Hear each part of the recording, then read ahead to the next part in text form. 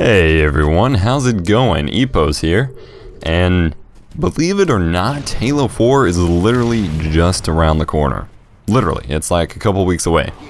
It's kind of unbelievable, to be honest. It's been so far away for so long, I didn't really think it'd ever come, but it is here.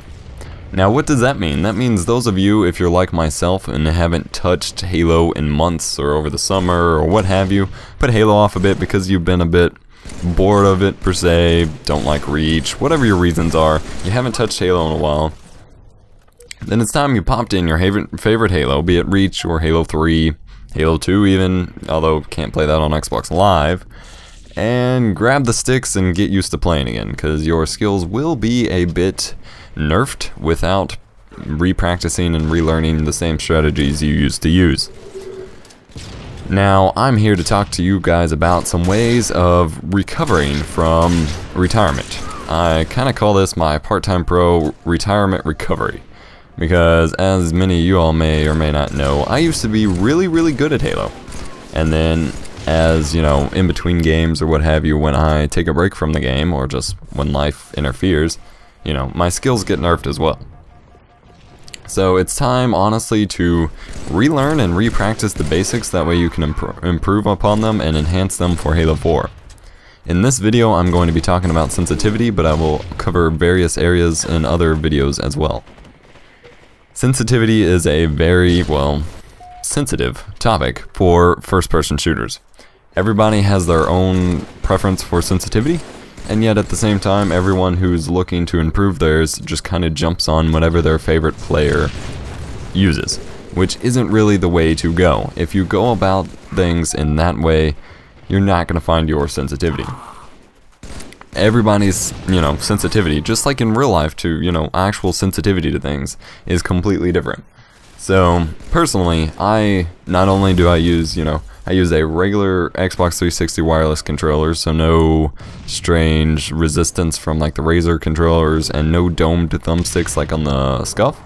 But I also use KontrolFreeks. The FPS Infinity for Halo 4 just came out, so you can check those out.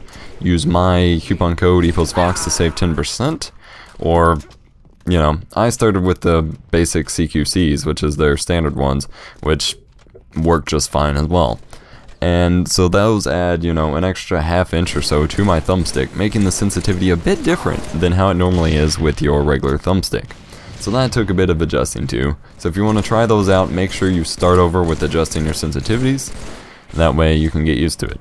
But my suggested way to go about finding your perfect sensitivity in any first-person shooter really, but Halo especially, is to reset it back to default. Play a few games on default, get used to it, and then start deciding even if you want to change it to begin with from there. The thing about using something like a KontrolFreek, or even just like a little grip attachment for your thumbstick, I used to use those as well, is it makes your thumbstick feel a bit more sensitive. So you have to kind of get used to having a bit more responsiveness in your thumbstick than what you'd be used to.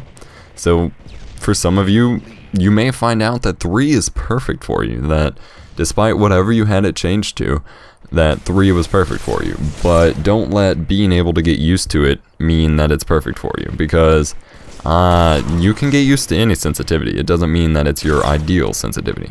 I personally, one day in Halo 3 before Reach came out, just randomly decided, hell, let's turn the sensitivity up to 10 and see what happens.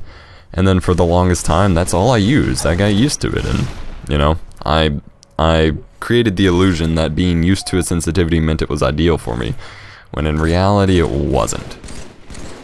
So start back at default, get used to using it so that you're not making any major mistakes.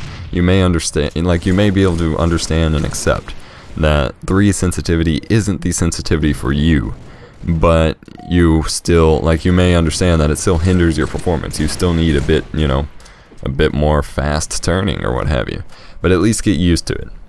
Then kick it up a notch. Go 1 notch at a time. There is only, I believe, you know, it only goes up to 10, I think. So just start at 3. Play a few matches, get used to it. Kick it up to 4. Play a few matches, get used to it. So on and so forth until you find the one that is perfect for you. When you get to a point, which could be 10, could be 7, could be 5, but when you get to the point where it feels like it's too sensitive no matter what, you just can't get used to it, tone it down a notch or two. So like say 7 is too sensitive for you, put it on 5. If 10's too sensitive for you, put it on 8. And get used to it from there. And it may require a bit more adjusting from that level, but try and stick with it and see if it'll do you some good. A common tip that I have heard about sensitivities in general is despite the defaults being set at odd numbers, even number sensitivities are a bit better for you. I don't entirely understand why, but honestly, when I've tried it out, I've kind of felt the same way, but that could easily be a placebo. So again, go notch by notch, level by level of sensitivity, and just see what works for you. You start at 3, because there's no point in really going lower than that, and then make your way up to 10.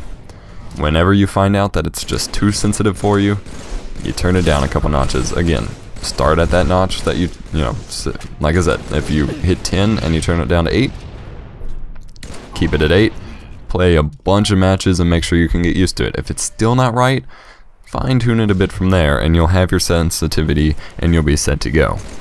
Now, it will be important to note that this will change for Halo 4. There will be some slight sensitivity adjustment as with every other Halo, but as long as you have something solid to work with, you'll be able to choose a much better sensitivity for Halo 4 based upon that than just jumping back in on default or just some random number and expecting it to work out for you.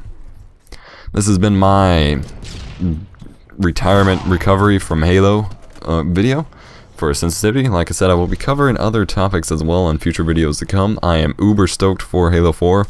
I am just so excited for this game right now, you guys have no idea. I may not be showing it as much in videos, but that's just because I don't want to whore out Halo 4 content like everyone else is. Thank you for watching, guys. I hope you enjoyed the video. If so, leave a nice comment below and click that like button. Just try and quickscope it. Have a nice day.